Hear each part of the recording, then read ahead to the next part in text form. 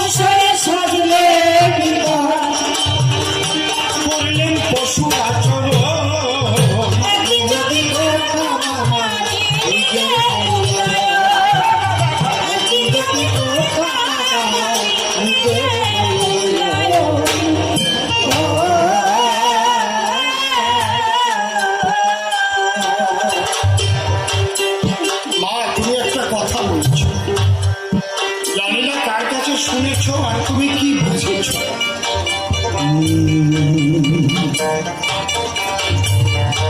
যা আছে বিশ্ব ব্রহ্মাণ্ডে তাই আছে মানুষের ভাণ্ডে। এই কথাটার মানে কি সবাই তা জানে কি?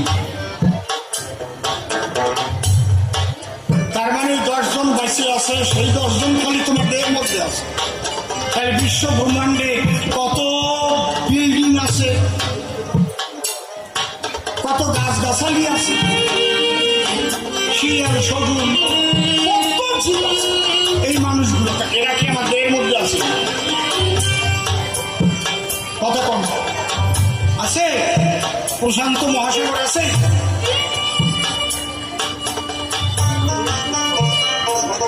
কি আমি যদি আপনাকে আপনার দেহের মধ্যে তো সব আছে, আমাকে বাড়ি পায়খানাটা একটু দেখাই দেন তো দেহের মধ্যে কোন জায়গা আছে? যা আছে বিশ্ব ব্রহ্মাণ্ডে তাই আছে মানুষের কাণ্ডে। কথা কন না কেন?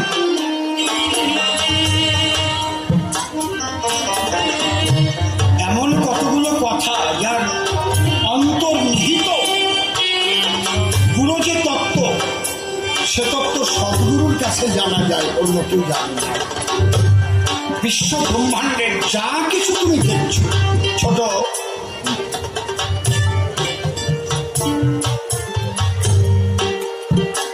এটা হচ্ছে দর্শন যা করছো পঞ্চভৌতিক কি কি কি ক্ষিতি অতেজ মরুদ্ভব,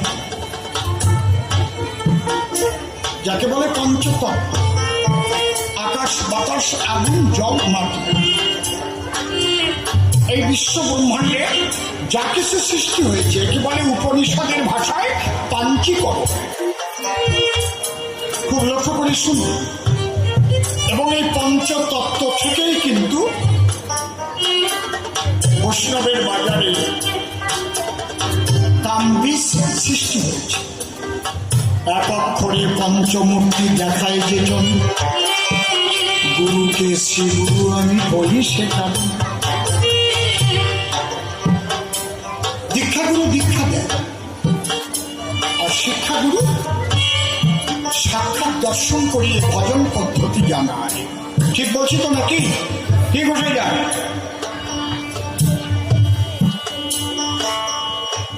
আর ওই দীক্ষা শিক্ষা দুটোর অধিকার যার মধ্যে রয়েছে,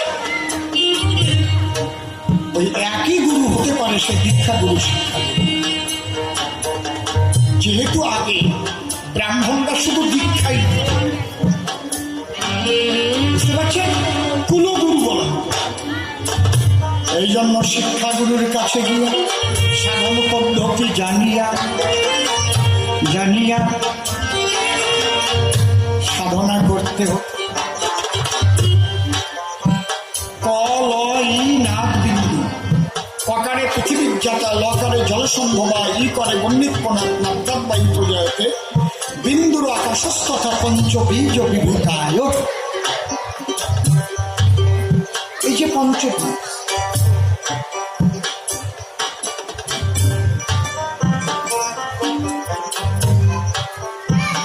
এই পঞ্চবীজের ভিতরে পঞ্চতত্ত্ব লুকায়িত।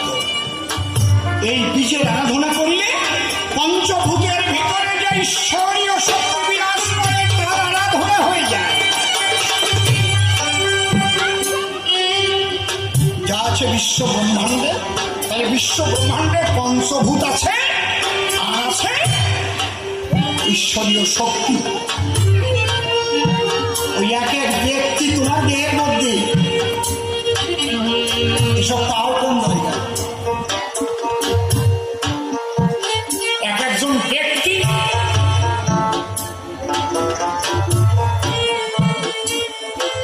ওই কয়জন থাকবে কেন? শুধু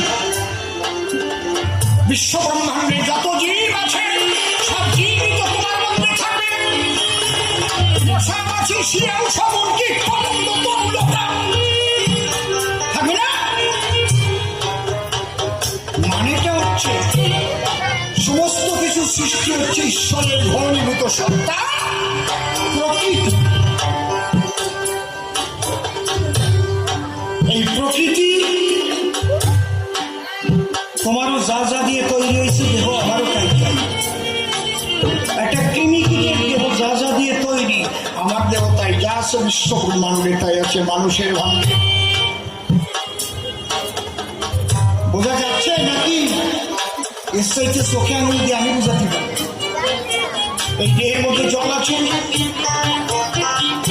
দেহের মধ্যে বাতাস আছে, দেহের মধ্যে আগুন আছে, দেহের মধ্যে মাটির শব্দ আছে, দেখেছেন? দেহের মধ্যে আকাশ আছে। এই যে আকাশ, ফাঁকা জায়গা না থাকলে আপনি কথাই বলতে পারবেন না। আকাশের একটা গুণ শব্দ গুণ। এই যে এই জায়গায় এখনই গামছা পেঁচাইয়ে ভালো করে দলা করে মুখে ভরিয়ে দেবো।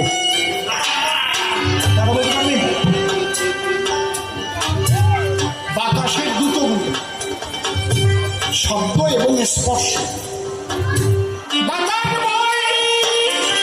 স্পর্শ দেয় ঠান্ডা বাতাস কি গরম বাতাস, এবং শব্দ হয়।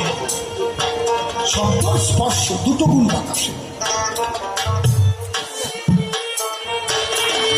আকাশ থেকে বাতাস, বাতাস থেকে আগুন।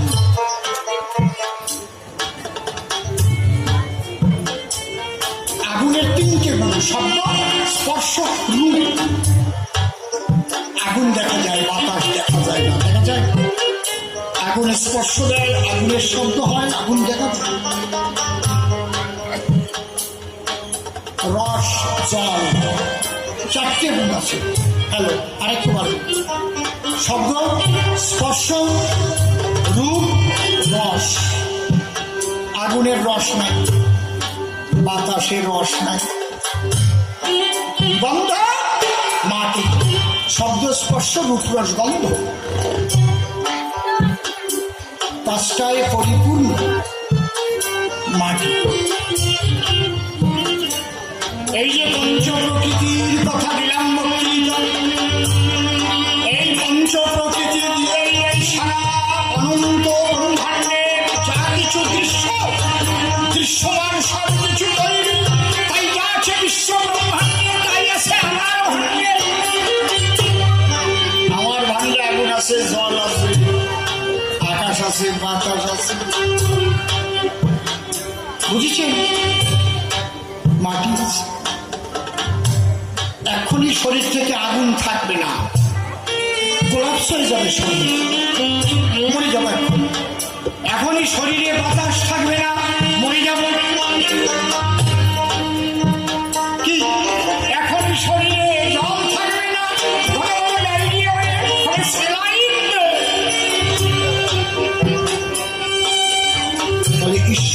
পঞ্চশক্তি প্রকৃতি, অষ্টধা প্রকৃতি,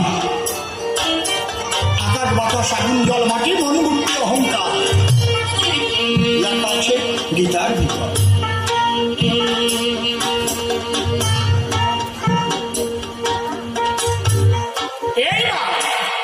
সাধু গুরু বৈষ্ণবেরা আধ্যাত্মিক আলোচনা করে অনেক কিছু বলে তারা শিষ্যদের ধারে। একটা বাস্তব না থাকলে আধ্যাত্মিক থাকে না, আবার আধ্যাত্মিক না থাকলে বাস্তব থাকে।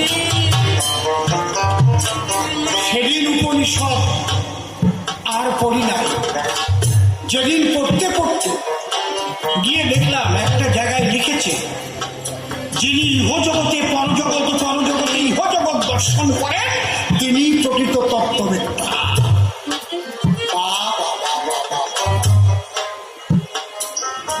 শেষ।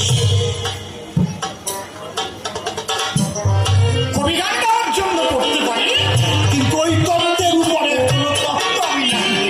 যিনি ইহজগতে পরজগৎ, পরজগতে ইহজগতে দর্শন করে তিনি প্রকৃত তত্ত্ববেত্তা। কি বলছি বুঝতে পারছেন? যাহা কিছু দর্শন করো সর্বময় ঈশ্বর, ঈশ্বর ছাড়া কি আছে শ্রী জগৎ ভাব। ভেবেছিলাম কত কি বুঝি, কত কিছু করেছে বুঝি,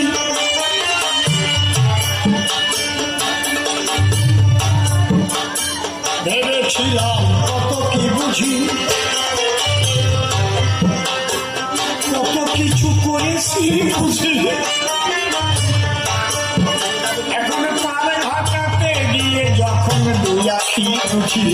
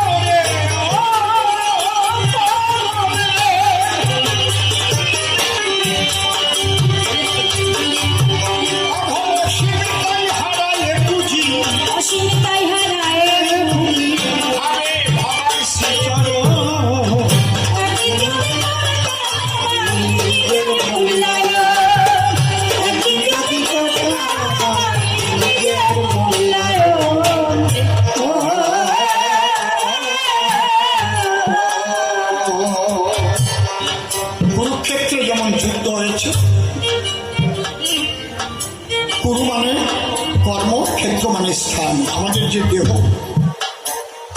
দেহটাও তো কর্মক্ষেত্র। সাধুরা বলছে অন্ধমন ধৃতরাষ্ট্র। এখানে শাস্ত্রাকার পরিশুদ্ধভাবে পরিমার্জিতভাবে ব্যাখ্যা দিয়েছেন, সবার মনে ধৃতরাষ্ট্র নয়। আন্দাজে বললেই কিন্তু হবে না, সবার মনই মায়ায় অন্ধ না। এখানে কি বলছে? মন ও করতি পাপানি মন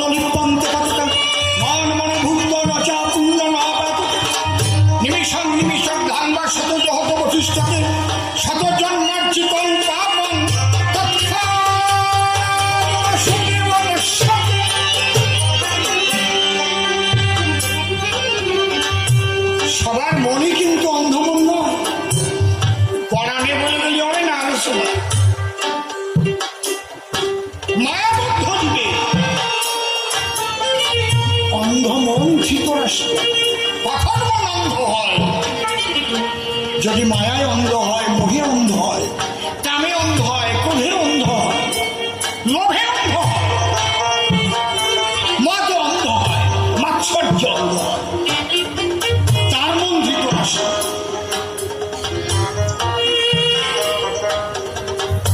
কথা বোঝা গেল কি? আসছে এই মন আর দেহের মধ্যে আছে 10টা ইন্দ্রিয়, 5টা কর্মেন্দ্রিয়, 5টা জ্ঞানেন্দ্রিয়। প্রত্যেকটা ইন্দ্রিয়ে 10-10টা দিক আছে। 10-10কে কত? 10-10-এ কত? 100।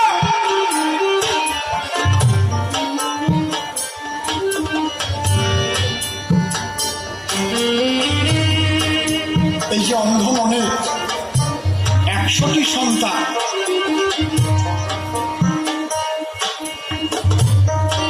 এটা কিন্তু অন্ধ মন। গুরু কৃপা যারা লাভ করেছে, যারা করে সাধন ভজন, তাদের কথা আমি কহিতেছি না। তাদের মন কৃষ্ণ পদে সমর্পিত। ও গুরু তোমায় আমি চিনলাম না, সাধন ভজন আমার হল না। ও গুরু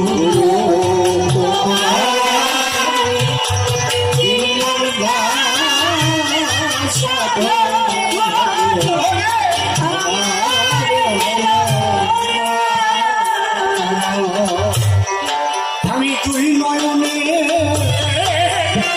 জলে রাতুল চরণ ভজলাম না।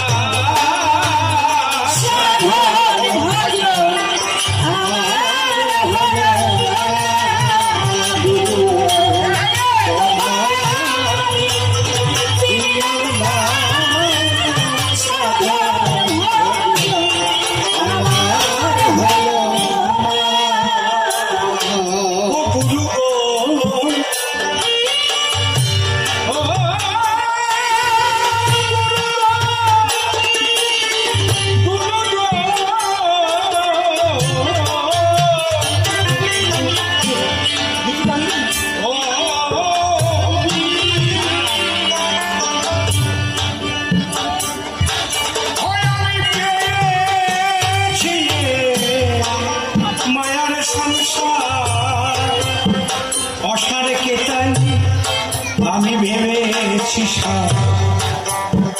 ভবভাবে চিন্তা করলাম না। এই যে অন্ধ মন, গুরু গো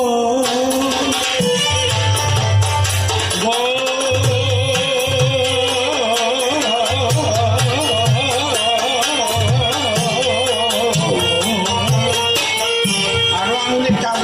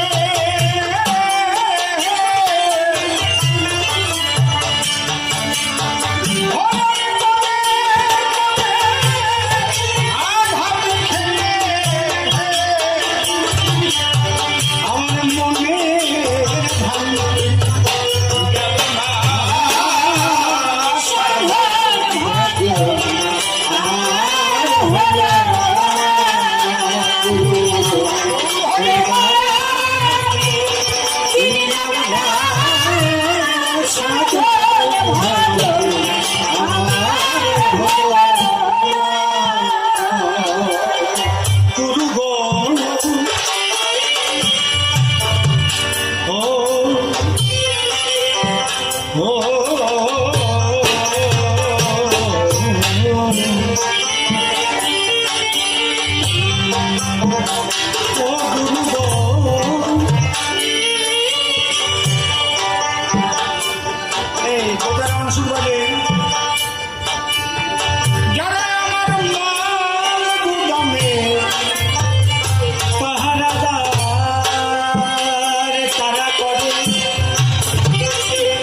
তারা করে সোনা কারবার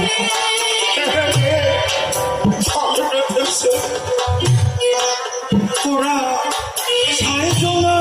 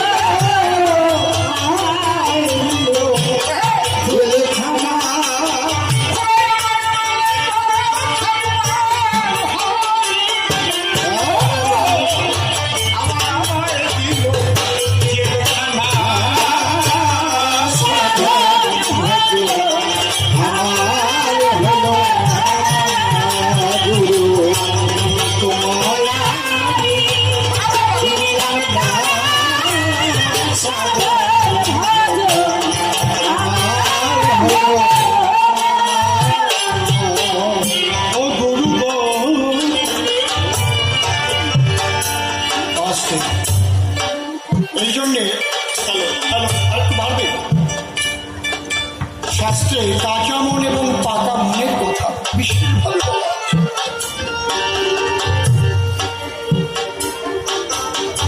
গুরু গো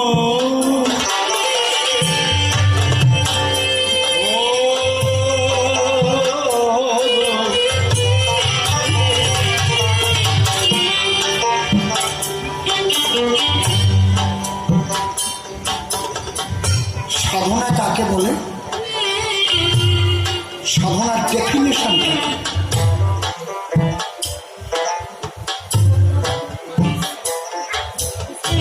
সাধনার সংজ্ঞা আমি কি জানতে চাইছি বুঝতে পারছেন তো?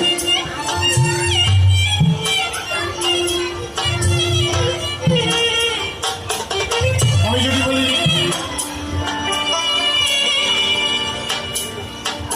বাংলা ব্যাকরণ কাকে বলে, তাহলে আপনার তো সন্ধ্যা করবেন তো।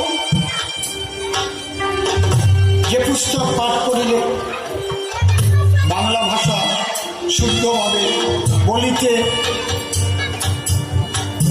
লিখিতে